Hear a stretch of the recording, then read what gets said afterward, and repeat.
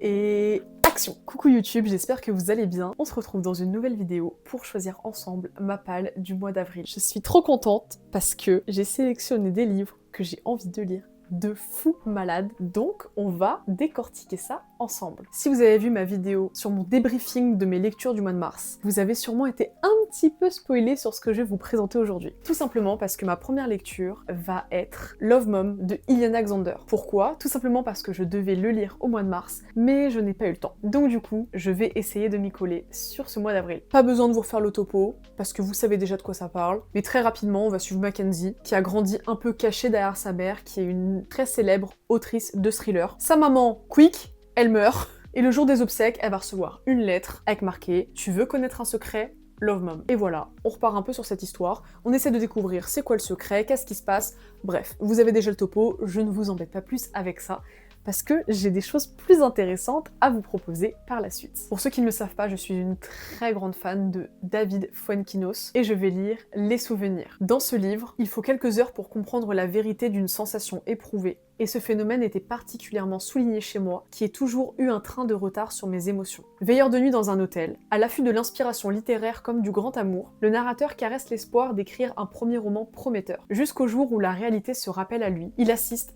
impuissant au placement de sa grand-mère dans une maison de repos. Loin d'avoir dit son dernier mot, elle pourrait bien entraîner son petit-fils dans une singulière aventure. Je sais déjà que je vais adorer, en fait, c'est ça le truc, c'est que je sais. C'est un livre qui est très court, tout simplement parce qu'il fait 290 pages. Ça se lit tout seul, il écrit extrêmement bien, j'ai trop hâte de le lire. Côté manga, je vais lire le tome 2 de Nana. J'ai lu le tome 1, il me semble que c'était l'été 2025. J'ai beaucoup apprécié. Et là, j'ai trouvé le tome 2 sur Vinted à un prix plus qu'abordable, donc je me suis empressée de l'acheter. Le résumé est très simple. Dans un train à destination de Tokyo, nos deux nanas se rencontrent par hasard. Un peu plus tard, leurs chemins se croisent à nouveau. Puis, elles deviennent colocataires. Voici l'histoire débordante de rêves et d'espoir de deux jeunes filles, aux prénoms identiques, qui monte à Tokyo. C'est un classique. En vérité, c'est un classique. Pour rester sur les mangas, je vais lire le tome 11 de l'Atelier des Sorciers. Je crois que ce manga, je vous en parle tous les mois, tout simplement parce que l'histoire est géniale, les dessins sont magnifiques, les personnages sont super attachants, ça se lit tout seul, c'est un pur bonheur. Pour ceux qui veulent se mettre au manga, je vous conseille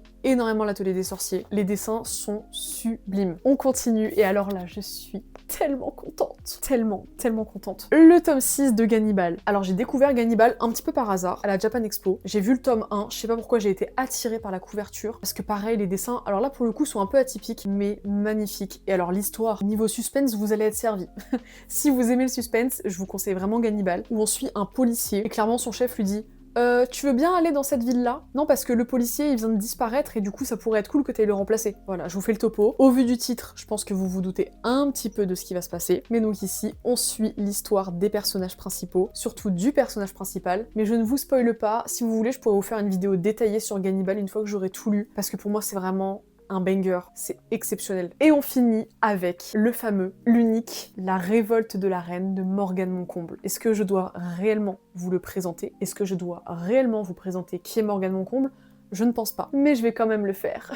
On est du coup ici sur une romance historique. Personnellement, j'ai adoré tous les livres de Morgane Moncomble. Je les ai pas tous lus en vrai. Je crois qu'il y en a 2 ou 3 que j'ai pas lus, mais dans la totalité que j'ai lu, j'ai adoré. Ici, on est en 1788 à Versailles. Acacia se voit endosser un rôle qu'elle aurait tout donné pour éviter, reine de France. Pour le peuple, elle incarne l'espoir d'un pays à bout de souffle. Pour la cour, celui d'une souveraine vouée à sécuriser le trône. Or, la jeune mariée se révèle tout sauf docile, frivole, imprévisible et un brin rebelle, loin de l'exemplarité attendue d'elle. Elle fascine autant qu'elle scandalise. Son époux, Alexandre d'Arc d'Ulysse, est détesté par tous ses sujets. Devenu roi par défaut après la mort de son frère aîné, il règne dans la menace constante de ses ennemis et d'une maladie que beaucoup espèrent fatale. Acacia est pour lui une faiblesse en plus, et une dangereuse tentation. Depuis leur rencontre, leur relation vire à l'affrontement. Pourtant, derrière les piques et les faux-semblants, une attraction brûlante menace de tout faire basculer. Alors que la famine gronde en France et que la révolution approche, la reine devient une cible idéale. Acacia devra choisir, se plier au rôle qu'on lui impose, ou continuer de défier les règles pour changer le cours de l'histoire, quitte à tout perdre, même l'homme qu'elle n'aurait jamais dû aimer. J'ai trop hâte. Je l'ai acheté le jour de sa sortie, début mars, et il est là, il m'attend.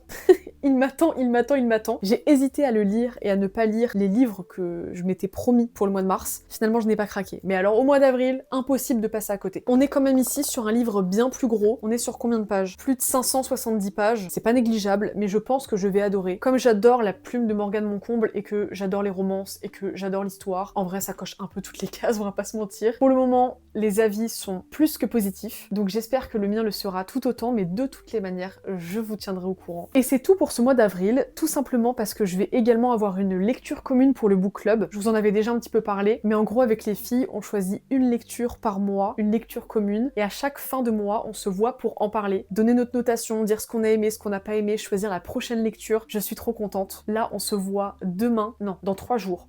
Là, on se voit dans 3 jours avec les filles pour venir débriefer de notre lecture de One Life Stand de Anna Bonamion, qu'on a, pour la globalité de ce que j'ai à peu près compris, vraiment apprécié. Mais il y a du double tranchant parce qu'il y a des filles qui n'ont pas du tout aimé et j'ai trop hâte d'avoir leur retour. Donc j'aurai une autre lecture qui viendra s'ajouter à ma palle du mois d'avril, mais pour l'instant c'est un grand point d'interrogation parce qu'on va décider ça dans quelques jours tout ensemble. C'est tout pour moi pour les lectures du mois d'avril. J'ai hâte de vous dire ce que j'en ai pensé. J'espère que cette vidéo vous a plu. Si vous avez lu certains de ces livres, n'hésitez pas à me dire si vous avez aimé ou pas, à me donner votre notation sans spoil s'il vous plaît. Et sur ce, je vous embrasse et je vous dis à bientôt pour une nouvelle vidéo. Bisous.